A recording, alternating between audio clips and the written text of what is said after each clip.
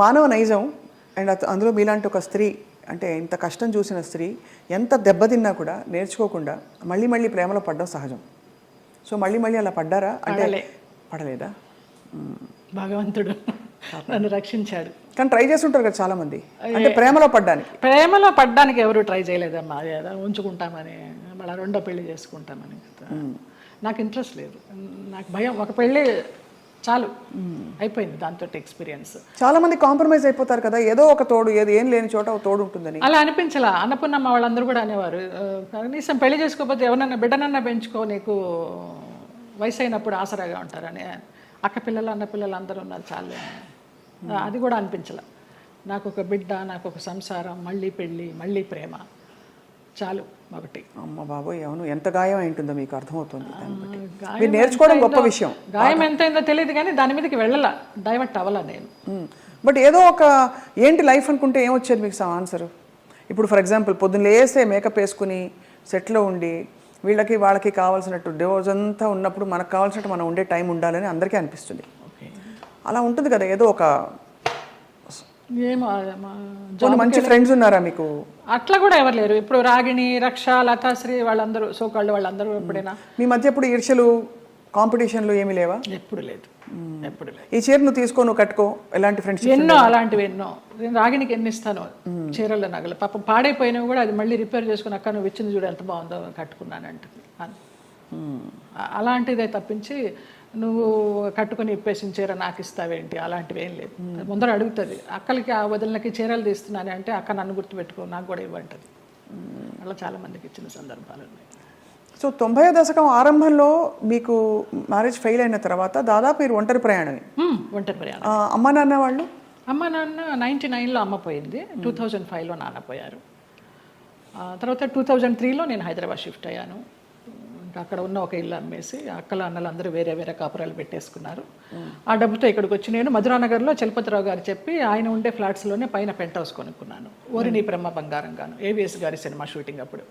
నీకు ఆఫర్స్ ఉంటాయో లేవో తర్వాత విషయము, ఆత్మీయులందరూ ఇక్కడ ఉన్నాం కదా వచ్చేసే అన్నారు. అలాగే వచ్చేసాను. మూవీ ఆఫర్స్ కోసం రాలేదు నేను, వచ్చాను చిన్న చిత్తగా చేస్తూ వచ్చాను.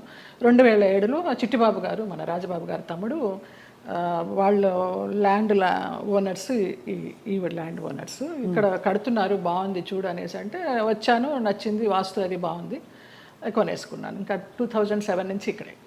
చాలా అద్భుతంగా మెయింటైన్ చేస్తున్నారు మీరు. అంటే ఎక్కడ కూడా ఇది పాత అపార్ట్మెంట్ కొత్త అపార్ట్మెంట్ లాగే అనిపిస్తుంది, మోడల్ అండ్ అలాగే ఇంటీరియర్స్ చేయించడం. ఇంటీరియర్స్ అంతా మీ టేస్టేనా? అబ్బాయి నాకు అసలు టేస్ట్ అనేదే లేదు. అయ్యో, అంత గుడ్డెద్దు చేలో పడ్డట్టేనమ్మా.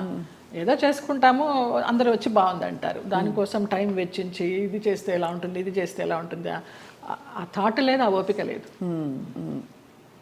సో అలా మరి జీవితం అలా నడుస్తూ మీరు వచ్చారు. మధ్యలో మీరు శరత్ బాబు గారు ఒక అది మనసు బంధం అని చెప్పచ్చా? మనసు బంధమే. నేను బాగా అనుకున్నాను, ఆయన కొంచెం అనుకుని వదిలేశారు. ఇప్పుడు ఆయన ఉన్నా కూడా చెప్పేదాన్నేమో, లేరు కాబట్టి ఇంకా ఫ్రాంక్గా చెప్తాను. ఆయనతోనే యాత్రలు అన్నీ చేశాను. మహానుభావుడు, దేవుడు నాకు ఒక గైడ్ని పంపించాడు అనుకున్నాను, లేకపోతే నేను అన్ని యాత్రలు చేసేదాన్ని. చాలా చాలా మంచి వ్యక్తి, అందులో ఏమీ సందేహం లేదు. ఒకరు రూపాయి తినరు, ఒకరికి పెట్టరు. ఆయన ఫ్యామిలీ వరకు ఆయన చూసుకుంటారు కానివ్వండి, అది లేదు, ఆ గుణం లేదు. ఆ టైంలో మిమ్మల్ని వివాహం చేసుకునే టైంలో కొంతమంది ఇండస్ట్రీ ప్రముఖులే ఆపారు ఆయన్ని, లేకపోతే మీ తెలుసు పెళ్ళయి సెటిల్ అయ్యేవారు కూడా అన్నారు అంట. నిజం. చాలా ఆలోచనలు చేశాము, ఒక బిడ్డను కూడా కందామని ఆలోచన చేశాము, దానికి అన్ని ప్లానింగ్స్ వేసుకున్నాము. తర్వాత ఆయన ఆలోచిస్తూ ఉంటారు, సంవత్సరాల తరబడి ఆలోచిస్తూ ఉంటారు. ఒక విషయం చెప్తే ఒక 100 రకాలుగా ఆలోచించి, లలిత ఇలా వద్దేమో, అలా వద్దేమో, మనం ఎవరన్నా కానీ వాళ్ళు మన ఇద్దరం పోయామనుకో అమ్మాయిని ఆస్తి కోసం ఏమన్నా చేస్తారేమో, ఇలాగంతా కూడా చెప్పేవారు. నేను చాలా ఫ్రాంక్గా ఫస్ట్ టైం చెప్తున్నాను. నేను వాళ్ళ ఫ్యామిలీ మెంబర్స్ నేనేమి లెక్క చేసేది లేదు. వాళ్ళ ఫ్యామిలీ మెంబర్స్లో ఒక తమ్ముడు నాతో చాలా క్లోజ్గా ఉంటాడు, ఒక తమ్ముడు ఫ్యామిలీ. ఇప్పుడు కూడా వారి అబ్బాయి మీతో టచ్లో ఉన్నాడు ఉన్నాడు అని అంటారు. అంటే పిల్లలాగానే ఎక్కడ మిమ్మల్ని ఒక శత్రువుగా చూడలేదు కుటుంబానికి? లేదు లేదు. కుటుంబానికంటే వారి కుటుంబానికి, వారి కుటుంబంలో ఎవరికి నేను పెద్ద తెలీదు, మా మధ్య ఏం జరిగిందని కూడా ఎవరికి తెలియదు. ఈ తమ్ముడు గారి ఫ్యామిలీకి తప్పించి వాళ్ళకు కూడా అంతంతే పైపైనే. నాకు ఆయనకి పరిచయం ఉందనే తప్పించి కొంచెం డీప్గా వెళ్ళామనేది తెలియదు. మీరు రమాప్రభ గారితో చాలా క్లోజ్ కదా ఒక టైంలో. అవును. రమాప్రభ గారు శరత్బాబు గారిని చాలా విమర్శించేవారు, అవును. చాలా ఇంటర్వ్యూలో బహిరంగంగా తిట్టారు. ఎందుకు మీ దృష్టిలో ఎందుకు ఇంత మంచి వ్యక్తి అని మీరు చెప్తున్నారు? మీ మనసుతో చూస్తే అవును కదా కరెక్ట్ అనిపిస్తుంది. ఎందుకంటే మీరు ఎవరిని అసలు మిమ్మల్ని హాని చేసిన వాళ్ళనే మీరు జడ్జి చేయని వ్యక్తి. అవును. అలాంటిది అసలు అంటే మనం ఒకవైపునే విని చెప్పలేము కదా, మరి జడ్జ్ చేయలేము కదా. మరి అప్పుడు వాళ్ళిద్దరు కలిసి ఉన్న పరిస్థితుల్లో ఏం జరిగిందో అది నేను కూడా చెప్పలేను. కానీ నా వరకు ఆయన చాలా మంచి వ్యక్తి, చాలా మంచి వ్యక్తి. ఏ విషయంలో మీకు నమ్మకం కలిగింది? ఫర్ ఎగ్జాంపుల్ అంటే మీరు చూసిన అనుభవాల్ని బట్టి మనని ఇతను హింసించడు, మన డబ్బులు తీసుకోడు, లేదు వేరే విధంగా వేధించడు, కంట్రోల్ చేయడు, ఇలా రకరకాల కేటగిరీల్లో మనం తిన్న దెబ్బల్ని బట్టి ఆ విషయంలో మనకు నమ్మకం కలుగుతుంది. ఏ విషయంలో మీకు ఒక భరోసా కలిగింది ఆయన మీద? నాకు తెలియదు. నా అంతటి నేనే మామూలుగా బావా బావా అని పిలిచేదాన్ని, వెళ్ళేదాన్ని. రమాప్రభ గారి కోసం అక్కకి ఏమన్నా చేయండి బావా అనేదాన్ని. అక్కకి చాలా చేశానమ్మా, ఇంకా నేను చేయాల్సింది ఏమీ లేదు అనేవారు.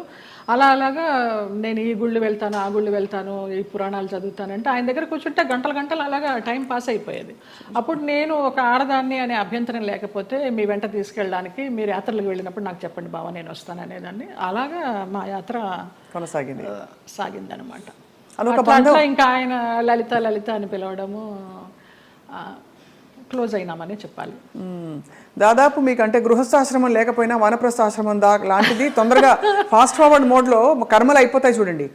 ఇప్పుడు మనం అనుభవించడానికి వచ్చిన కర్మలు అయిపోవాలంటారు కదా, అలా మీకు ఏదో రాసి పెట్టినట్టు మీరు దాన్ని అటాచ్ అయ్యారు, మళ్ళీ డిటాచ్ అయిపోయారు. అవును.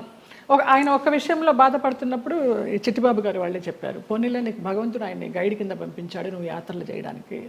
ఆయన పోయినప్పుడు బాధపడితే మంచి వ్యక్తి వెళ్ళిపోయారు అనేసి అన్నారు. ఇంకా అప్పటితో ఆ ఆలోచన కూడా లేదు. ఇంకా వెళ్ళాను, హాస్పిటల్కి వెళ్ళేదాన్ని, చూసేదాన్ని, అసలు మన సృహలోనే లేరు. లాస్ట్ ఇయర్ February 14th నాడు, వ్యాలంటైన్స్ డే నాడు హాస్పిటలైజ్ అయిన మనిషి May 21st నాడు పోయినారు.